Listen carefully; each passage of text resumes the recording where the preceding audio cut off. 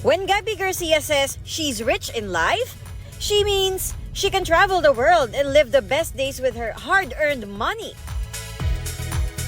Sa kanyang IG reel showing her travels, ipinagmalaki at binigyang pugay ni Kapuso It Girl ang hard-earned money at mga tinawag niyang self-made queens.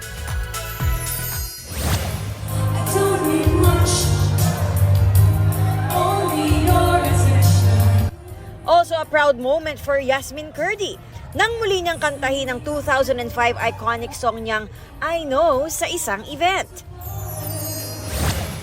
Kapuso youth-oriented program na Maka may bagong spin-off. Sa Maka Love Stream, same barkada pa rin ang ating makakasama. Pero level up na ang atake sa kanilang mga bagong karakter. At sa unang yugto na pinamagatang 28 Days, dagdag sa mga dapat abangan ang balik tambalan ni na Angelo De Leon at Bobby Andrews.